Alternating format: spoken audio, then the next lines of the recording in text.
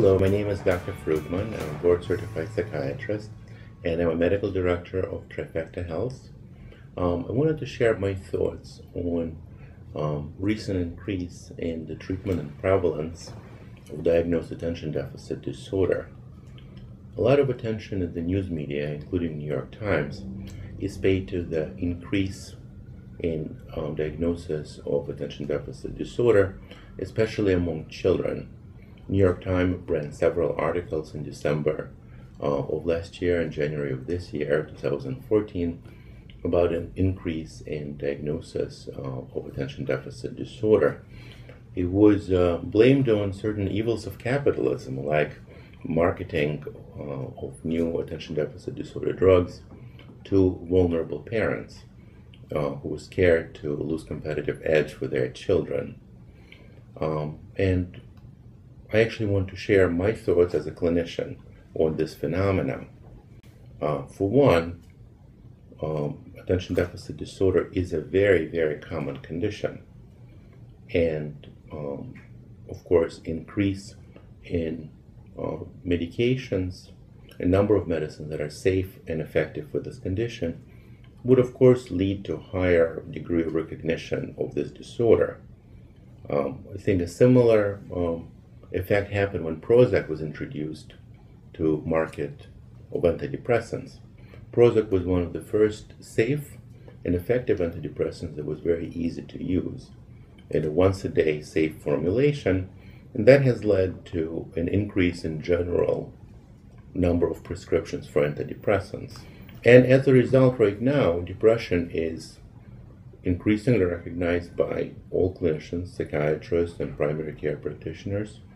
And I think number of prescriptions is quite large because such medications are given not only for severe cases of depression, but also for mild to moderate depression. So I actually see greater attention, greater focus on attention deficit disorder as a very positive thing, because children and adults really do get disadvantaged by undertreated attention deficit disorder. I also have to say that at Trifecta, we do treat a lot of adults for attention deficit disorder, and recently I saw a tremendous increase in the diagnosis among young adults. I think part of it is simple ergonomics, law of supply and demand. When there is a greater supply for a given product, there may be the demand and awareness of its availability increases. But also, let's not forget, attention deficit disorder is a very common condition, and maybe 15% of the population do have certain amount of symptoms of attention deficit disorder.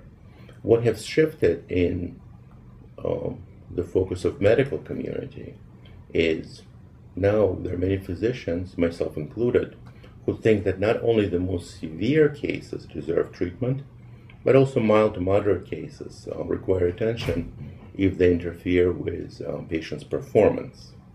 Another thing that I wanted to share about attention deficit disorder is I don't believe that overdiagnosing attention deficit disorder would lead to increase in treatment.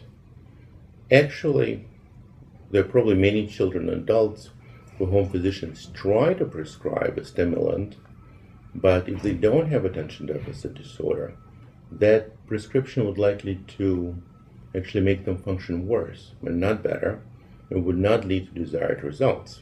The reasons why so many adults and so many children stick with their prescriptions for attention deficit disorder is because, in fact, they really do have it, and those medications do help them function well. So an increase in the number of prescriptions for attention deficit disorder, I think, is best explained by increased awareness of the condition and increased competitiveness of our society. Our society is a lot more competitive now than it was, let's say, 20 years ago. So individuals who are not performing at their very cognitive best are at a severe disadvantage. For example, 20 years ago, there were not as many college preparatory courses. There were not as many SAT prep courses.